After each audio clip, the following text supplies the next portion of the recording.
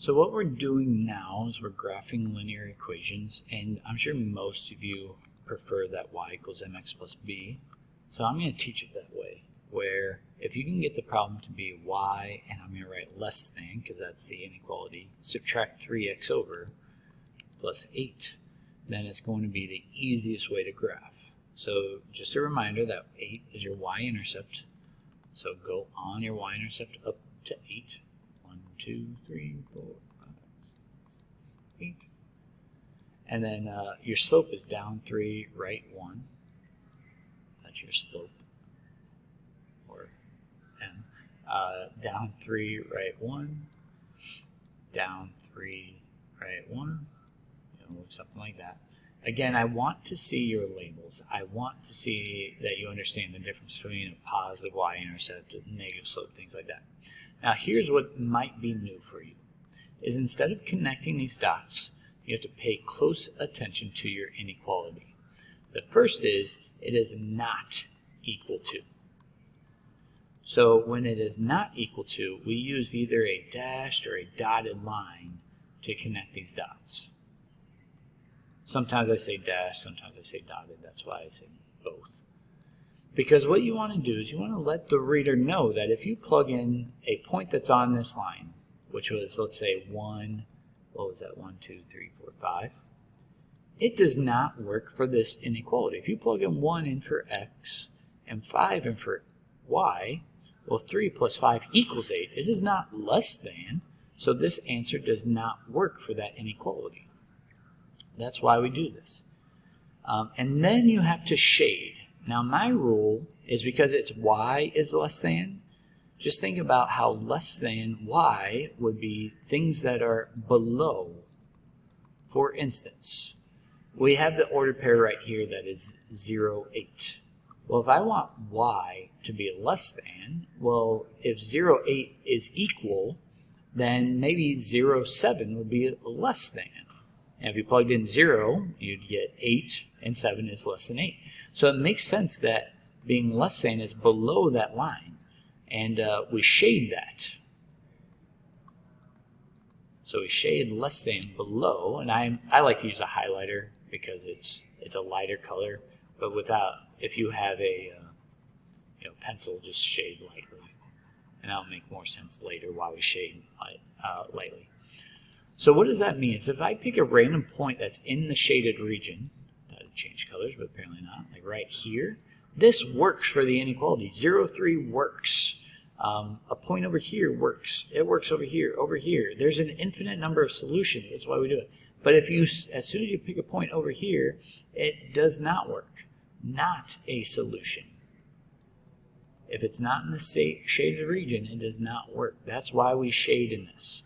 So one more thing to point out is if it's y is greater than, and I should have wrote y, shade y less than below. If it says shade y greater than, you go above that line. Now it's a little bit different if you consider x. So if it says x less than, then you want to shade to the left. And if it says x greater than, I don't know why, we already talked about y. Okay. X greater than, you shade to the right. And Desmos does all of these rules too. So if at any point you get confused, use a graphing calculator to verify. So again, if I were doing this problem, I would rewrite it as y is less than or equal to 3x. I might even add a plus 0 in there because so many students are familiar with putting in the y-intercept at 0, and then your slope is 3 over 1, up 3 over 1. This time it's equal to. Make sure you identify that equal to. That means it is a solid line. I didn't actually write down dash on the previous, but we have a solid line here. It's still less than. Y is less than. Maybe I'll switch back over to y is less than, so that's telling me to shade below. So I'll go back to my highlighter. So that's shading lightly below that curve. And we are good. So now what we'll be asked to do is the intersection. So where they overlap. intersection means where the regions overlap. That's why you should shade lightly. I'm sure you remember doing this in a previous math class. So just go ahead and shade x equals 3, or draw the line x equals 3. That's just a vertical line at x equals 3. It's equal to, so a vertical line. And remember, I gave you that hint before that if it's x is less than, you shade to the left. Something like that. And let me switch colors for this one. It's already in slope-intercept form, so start down 2, because that's a y-intercept. And then your slope is up 1 over 1, up 1 over 1, up 1 over 1. It's equal to, so that's a solid line. And this one, you would shade below.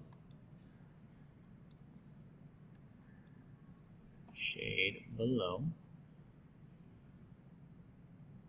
So then when we ask you what's the intersection of those shaded regions, well, where did the purple and that bluish color overlap? And then I tend to shade again, maybe in a darker color. They overlap in this region. So we only want the answers in this region that work for both equations. So as I go back to pen, this answer works. I had a different color. This point works. This point works. These. Does this point work? Well, it works for one equation, but not the other. So does that solve the intersection? No. What about over here? Over here, it works for one, but not the other. Over here is a terrible answer because it doesn't even work for one of them. So we're looking at that darker shaded region. And then we have an or statement. So remember, a union means either or. So you don't have to darkly shade over them. What I would probably do, if you want my opinion, is just start with y equals 1, because that is just a horizontal line. It's a solid line because it's equal to. Let me darkly shade that. That's y equals 1. And being greater than, you shade above. Do this in pink. So you want any value that's above there. Or what I would do, and I like that I have this problem because it reminds you of one rule that students tend to forget. But it's still a rule because when you divide by a negative, you have to flip that inequality. So let me switch back to purple. I feel like doing y is greater than or equal to positive 2/3 x plus 2/3. So you'd be starting about right here, and you go up to right 3. My graph is not going to be perfect. So from this point up to right 3, 1, 2, 3, it's equal to, so a solid line. And again, I highlight, you use whatever you want. Greater than means we're shaded above. So we want the overlapped, we want this pink region, and we want all of this. So when I get to a question that says, is like -5, a solution, you should say yes. Even though it only works for one of them, that's all we want. And we only need one of them. Now it does work over here, it just happens to work for both. It also works over here, it only works for one. But the only ones that do not work is in this region down here, where it is not a solution. So you should be good to work on the assignment now, which is right here. Again, please rewatch the video if you're not understanding something.